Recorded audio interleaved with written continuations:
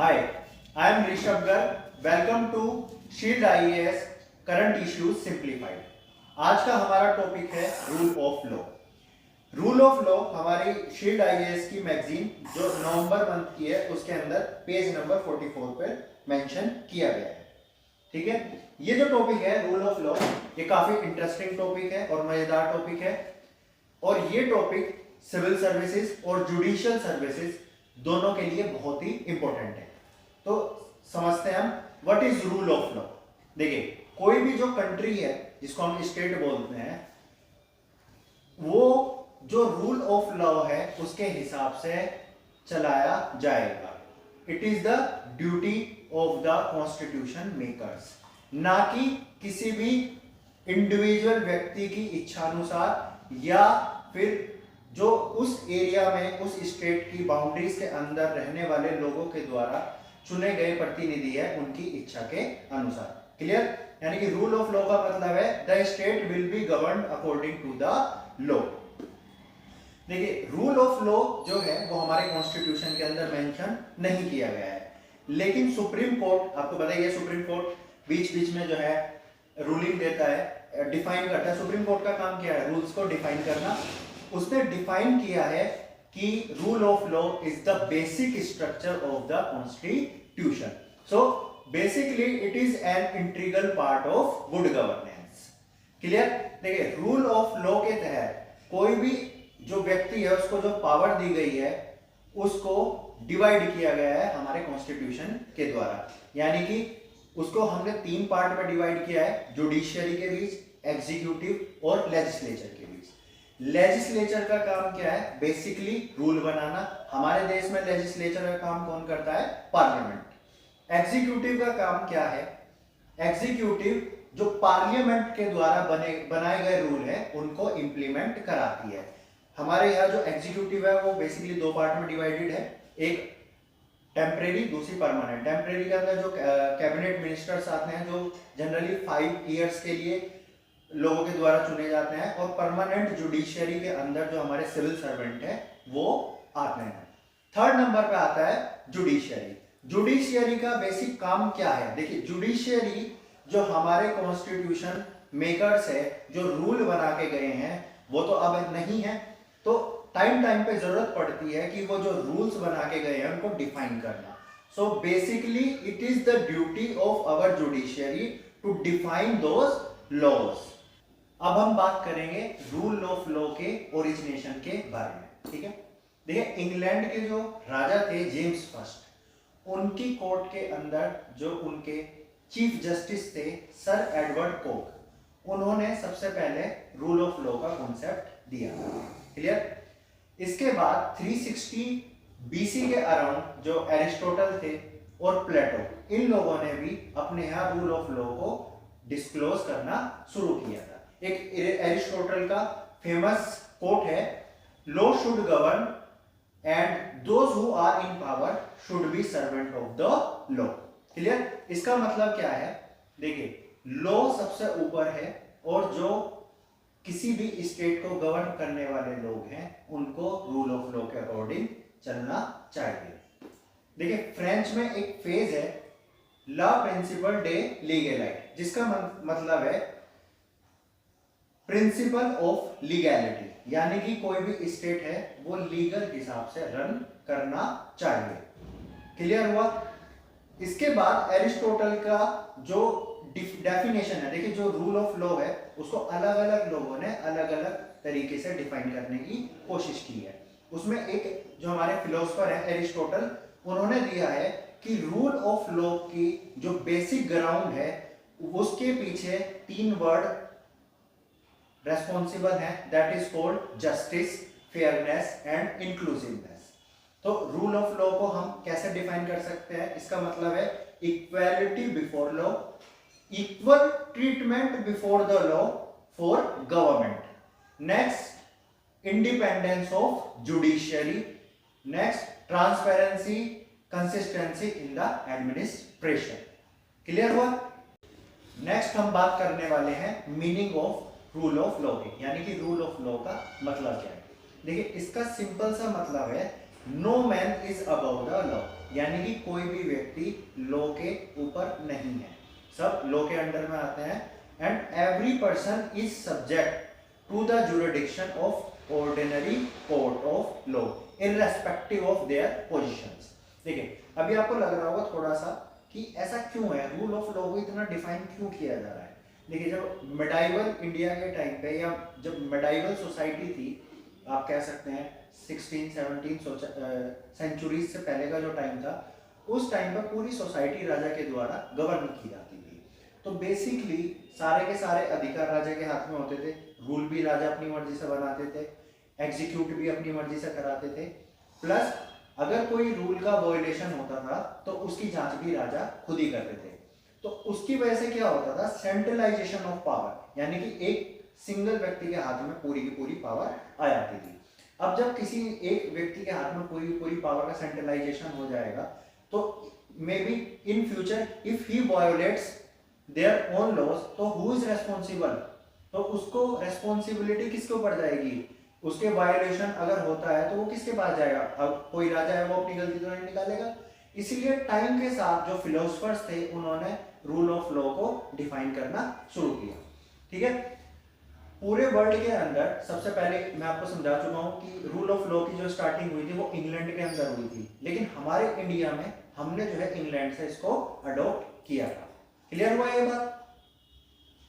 तो हमारा जो इंडियन कॉन्स्टिट्यूशन है वो रूल ऑफ लॉ को कैसे डिफाइन करता है, तो रूल ऑफ को डिफाइन हमारे आर्टिकल 13 के अंदर किया गया है, जिसका मतलब है लॉ ऑफ लैंड। यानी कि आर्टिकल 13 क्या बोलता है, आर्टिकल 13 बोलता है rule of law means rule of law means law of land, यानी कि हमारी जो सोसाइटी है जिस बाउंड्रीज के अंदर हम रहते हैं हमारी लैंड का लॉ। क्लियर? अब अगर आप डिफरेंट टाइप की बुक्स पढ़ेंगे या डिफरेंट टाइप के ऑथर्स हैं, प्रोफेसर्स हैं, फिलोसफर्स हैं, उनका नजरिया पढ़ेंगे तो सबने रूल ऑफ लॉ को अलग अलग तरीके से डिफाइन किया है।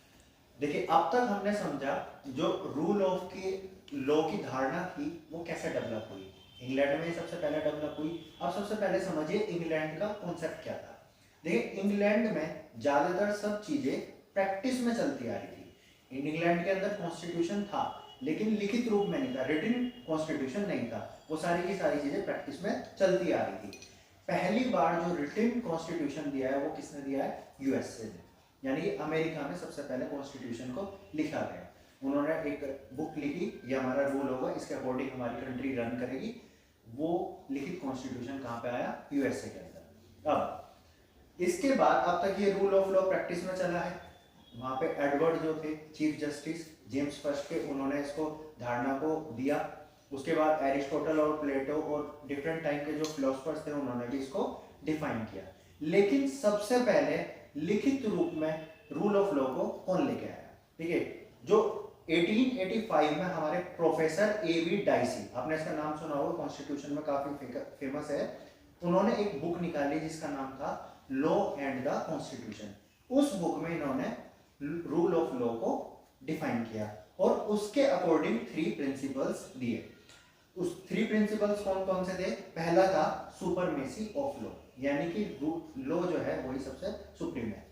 दूसरे नंबर पर दिया उन्होंने इक्वालिटी बिफोर लॉ, यानी कि सबके सब लोग इक्वल हैं लॉ के सामने। और थर्ड जो उन्होंने प्रिंसिपल दिया वो दिया predominance of legal spirit. Clear? अब हम इन तीनों वर्ड को आगे आगे डिफाइन करके समझेंगे क्या क्या मतलब है। अब हमारा जो नेक्स्ट पॉइंट है वो हम समझेंगे जो 3 प्रिंसिपल्स प्रोफेसर A.V. डाइसी जी ने दिए हैं। उसमें पहला प्रिंसिपल दिया है सुपरमेसी ऑफ लॉ। देखिए सुपरमेसी ऑफ लॉ का क्या मतलब है, इसका मतलब है लैकिंग ऑफ आर्बिट्रेरीनेस और वाइड डिस्क्रिशनरी पावर। आर्बिट्रेरीनेस का मतलब क्या है, कोई भी किसी भी व्यक्ति के साथ किसी भी प्रकार का तुष्टीकरण नहीं किया जाएगा।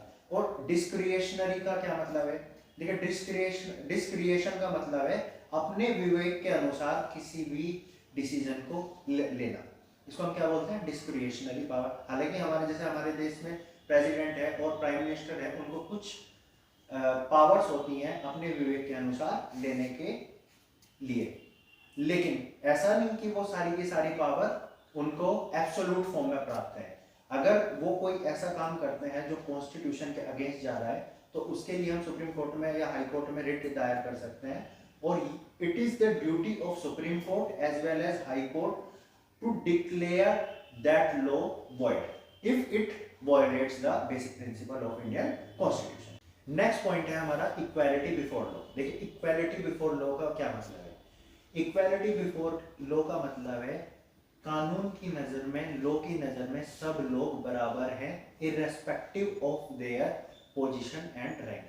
हालांकि इसके अंदर कुछ एक्सेप्शंस भी हमारे कॉन्स्टिट्यूशन में मेंशन किए गए हैं, जैसे प्रेसिडेंट हुआ या किसी स्टेट के गवर्नर हुए, उनको कुछ एक्स्ट्रा पावर्स प्राप्त हैं, वो एक पोजीशन मैटर है, पोजीशन की वजह से कुछ एक्स्ट्रा पावर दी गई है। अदरवाइज सबके सब लोग हमारे कॉन्स्टिट्यूशन के बराबर सामने इक्वल है।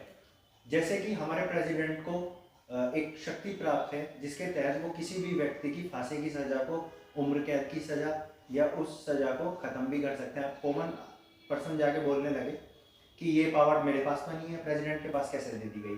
So because of that position वो कुछ पावर्स उनको प्राप्त हैं। अदरवाइज हमारा कानून की नज़र में सब लोग बराबर हैं। ऐसा नहीं है कि प्रेसिडेंट किसी का मर्डर कर दे या गवर्नर किसी का मर्डर कर दे और उसके बाद वो बच जाएंगे, नहीं, वहाँ उनके ऊपर फेयर ट्रायल चलेगा और जैसे एक कॉमन आदमी को सजा मिलती है वैसे ही एक प्रेसिडेंट या गवर्नर को भी सजा दी जाएगी। नेक्स्ट जो पॉइंट दिया गया है वो है प्रीडोमिनेंस ऑफ लीगल स्पिरिट। देखिए प्रीडोमिनेंस ऑफ लीगल स्पिरिट का क्या मतलब है। इसका मतलब है हमारे जो कॉन्स्टिट्यूशन है या रूल ऑफ लॉ है उसके अकॉर्डिंग एवरी पर्सन को कुछ सर्टेन बेसिक ह्यूमन राइट्स प्राप्त हैं, जो हमारे कॉन्स्टिट्यूशन के पार्ट 3 में भी मेंशन है, जिसको हम फंडामेंटल राइट्स बोलते हैं। और अगर कोई एक्शन ऐसा होता है कि वो किसी रूल ऑफ लॉ का या लॉज का वायलेशन करता है तो it is the duty of the government to take the necessary actions and that actions should be taken according to the rule of law. यानी कि अगर कोई इंसान हमारे लॉज का वायलेशन करता है तो गवर्नमेंट उसके लिए रेस्पॉन्सिबल है और वो उन लॉज को बचाने के लिए हमारी हेल्प करेगी। क्लियर। और गवर्नमेंट जो भी हेल्प करेगी या जो भी एक्शन लेगी वो भी रूल ऑफ लॉ के तहत लिया जाएगा, ना कि उनकी इंडिविजुअल इच्छा के अनुसार। नेक्स्ट जो हमारा कॉन्सेप्ट है वो है rule of law under Indian constitution. ठीक है, इंडियन कॉन्स्टिट्यूशन के अंदर रूल ऑफ लॉ के क्या प्रोविजंस दिए गए। देखिए ये मैं आपको डिफाइन कर चुका हूँ कि जो इसकी स्टार्टिंग है वो इंग्लैंड से हुई थी और इंडिया ने उसको अडॉप्ट किया। तो रूल ऑफ लॉ का क्या मतलब हो गया हमारे इंडियन कॉन्स्टिट्यूशन के अकॉर्डिंग कि Indian constitution is the supreme and no one is above the Indian constitution. Clear. अब अगर हमारे जो फंडामेंटल राइट्स हैं, जो नेचुरल राइट्स हैं, उनका अगर वायलेशन होता है तो उस सिचुएशन में हम लोग क्या करेंगे। देखिए उस सिचुएशन में हमें इंडियन कॉन्स्टिट्यूशन राइट्स देता है कुछ, जो राइट्स जो आर्टिकल 32 ऑफ इंडियन कॉन्स्टिट्यूशन में मेंशन किए गए हैं और 226 ऑफ इंडियन कॉन्स्टिट्यूशन के अंदर मेंशन किए गए हैं। यानी कि अगर हमारे फंडामेंटल राइट्स का वायलेशन होता है तो हम आर्टिकल 32 के तहत उन वायलेशन के खिलाफ सुप्रीम कोर्ट में अपील कर सकते हैं और आर्टिकल 226 के तहत हम उसमें हाई कोर्ट के अंदर अपील कर सकते हैं। ठीक है। आर्टिकल 32 ऑफ इंडियन कॉन्स्टिट्यूशन में 5 रिट मेंशन की गई हैं, जिसमें हैबेस कॉर्पस, मैंडामस, प्रोविजन, सैटोरी और कोवारेंट, ये 5 रिट दी गई है। अगर किसी भी व्यक्ति के पर्सनल लॉज का वायलेशन होता है तो सुप्रीम कोर्ट उसके खिलाफ जो है एक रिट देता है और उसी के अकॉर्डिंग एक्शन लिया जाता है। क्लियर। अब देखिए टाइम के साथ जो है कई बार ऐसे चैलेंजेस कोर्ट के सामने आए हैं जिसके अकॉर्डिंग सुप्रीम कोर्ट को बीच बीच में अपनी एक्सप्लेनेशन या रूल ऑफ लॉ को डिफाइन करना पड़ता है। नेक्स्ट हम बात करने वाले हैं रोल ऑफ इंडियन जुडिशरी। यानी कि अब अगर किसी भी व्यक्ति के फंडामेंटल राइट्स का वायलेशन होता है तो उस सिचुएशन में वो आर्टिकल 32 के तहत सुप्रीम कोर्ट और आर्टिकल 226 के तहत हाई कोर्ट में अपील कर सकता है। तो टाइम के साथ ऐसी कौन सी कंडीशन आई जब इन लॉज के खिलाफ जो गवर्नमेंट ने बनाए और उन्होंने फंडामेंटल राइट्स को वायलेट किया, उसके खिलाफ जो इस देश के व्यक्ति हैं उन्हें सुप्रीम कोर्ट या हाई कोर्ट में अपील करनी पड़ी। तो तो हम वो कुछ उसमें से केसेस हैं जो हम देखेंगे। इसमें एक बहुत ही इंटरेस्टिंग और मजेदार केस है ADM Jabalpur versus Shivkant Shukla case. इस केस को हम हैबेस कॉर्पस केस के नाम से भी जानते हैं। क्लियर? समझिए, बहुत ही इंटरेस्टिंग केस है। देखिए, जब इंदिरा गांधी जी इलेक्शन में खड़ी हुई तो इलाहाबाद वो जीत गई। जीतने के बाद कुछ जो अपोजिशन के लीडर थे इलाहाबाद से वो खड़ी हुई थी, उन्होंने आरोप लगाया कि जो इलेक्शन जीता गया है इंदिरा गांधी जी के द्वारा वो कुछ मॉल प्रैक्टिसेस करके वो जीता गया है।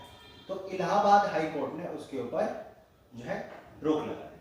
ठीक है, रोक लगाने का सीधा सा मतलब था कि इंदिरा गांधी जी को 6 साल के लिए इलेक्शन लड़ने से प्लस पावर में बने रहने से रोक दिया जाए। क्लियर? तो इंदिरा गांधी जी ने उसके खिलाफ क्या किया? सुप्रीम कोर्ट में अपील की। सुप्रीम कोर्ट ने उसके ऊपर कंडीशनल स्टे लगा दिया जो इलाहाबाद हाई कोर्ट की रूलिंग आई थी। अब ये बात इंदिरा गांधी जी को खटकने लगी कि अगर मेरे इलेक्शन पर रोक लगा दी गई 6 साल के लिए वहां से बाहर हो जाएंगी। तो इसी के लिए उन्होंने क्या किया, रातों रात जो हमारे उस टाइम के प्रेसिडेंट थे फखरुद्दीन अली अहमद, उनके साथ मिलकर 25 जून 1975 को इमरजेंसी की घोषणा कर दी। क्लियर?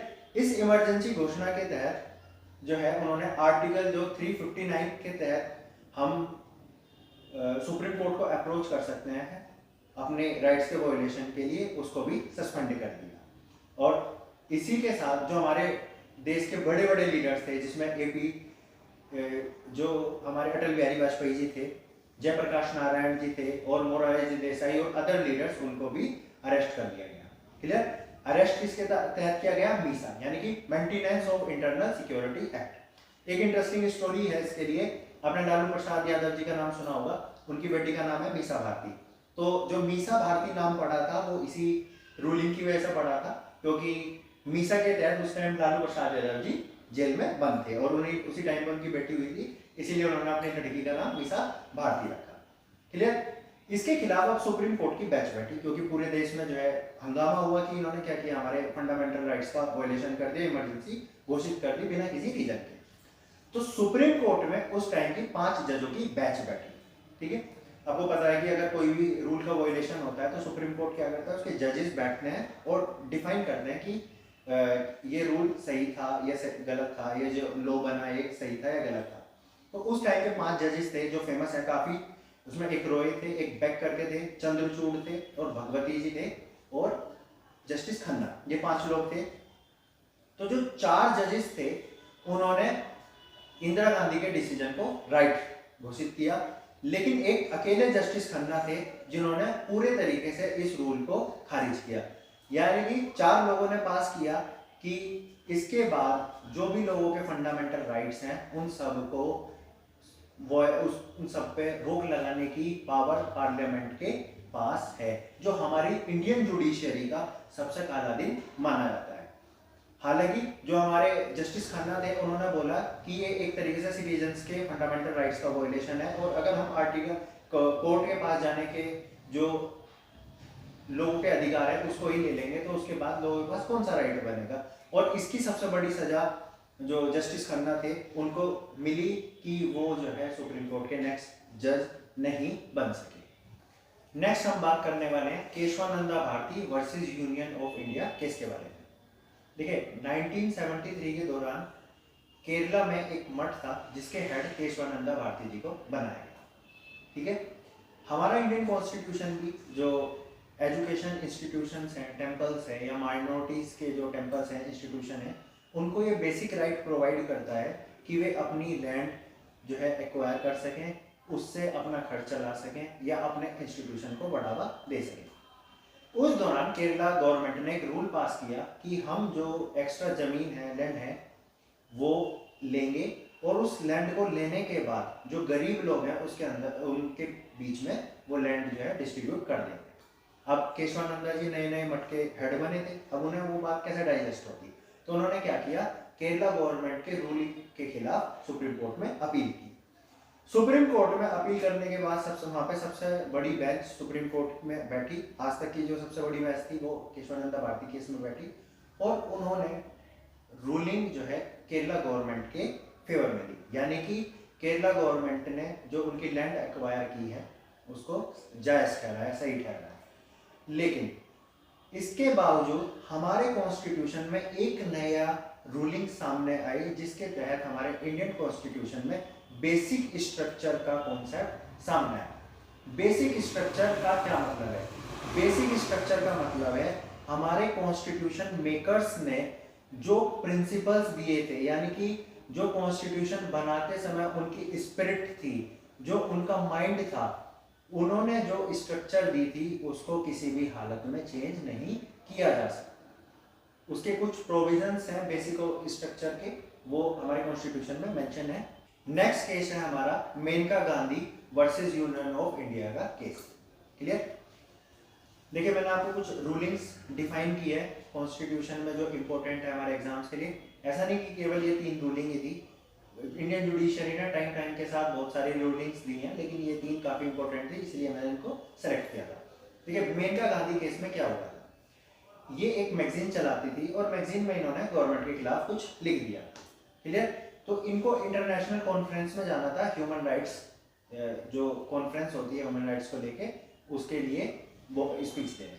अब इनका पासपोर्ट इम्पाउंड कर लिया गया, यानी कि इंडियन जो पासपोर्ट अथॉरिटीज हैं उन्होंने इनका पासपोर्ट जब्त कर लिया। अब मेनका गांधी जी ने इसके खिलाफ सुप्रीम कोर्ट में याचिका दायर की। ठीक है, अब याचिका जब इन्होंने दाखिल की तो उसमें 7 जजेस की एक बेंच बैठी और उन्होंने डिफाइन किया कि किसी भी व्यक्ति के जो आर्टिकल 21, 14 और 19 इन राइट्स को किसी भी हालत में वापस या नहीं लिया जा सकता, यानी कि उनको वायलेशन नहीं किया जा सकता। पहले क्या था, अलग अलग रूल को, अलग अलग जो आर्टिकल्स थे उन्हें अलग अलग मेंशन किया गया था, लेकिन जज ने, सुप्रीम कोर्ट ने पहली बार डिफाइन किया कि ये तीनों के तीनों आर्टिकल 21, 14 और 19 ये एक दूसरे से कनेक्टेड है। क्लियर? इनको अलग नहीं किया जा रहा। देखिए, आर्टिकल 21 में क्या है? आर्टिकल 21 में दिया गया है किसी भी व्यक्ति को या उसकी पर्सनली जो लिबर्टी है, पर्सनल लिबर्टी को केवल लॉ के द्वारा जो एस्टेब्लिश प्रोसीजर है उसके तहत ही वायलेट किया जा सकता है, उसी के तहत उसको रोक लगाई जा सकती है। क्लियर? आर्टिकल 14 क्या बोलता है? आर्टिकल 14 बोलता है equality before law and equal protection of law, यानी कि हर व्यक्ति लॉ के नजर में बराबर है। और आर्टिकल 19 क्या बोलता है? आर्टिकल 19 में 7 प्रोविजंस दिए गए थे, जिसमें डिलीट कर दिया गया और 6 दिए गए हैं। बोलने का अधिकार, संघ बनाने का अधिकार, घूमने का अधिकार, किसी भी एरिया में जाके बसने का अधिकार, ऐसे 6 राइट्स दिए गए हैं। और कोर्ट ने पहली बार डिफाइन किया ये तीनों के तीनों एक से कनेक्टेड हैं, इसको हम अलग नहीं कर सकते। क्लियर? तो ये आज का हमारा टॉपिक था। आपसे मिलते हैं जल्दी नेक्स्ट वीडियो में नेक्स्ट टॉपिक के साथ। Thank you for watching.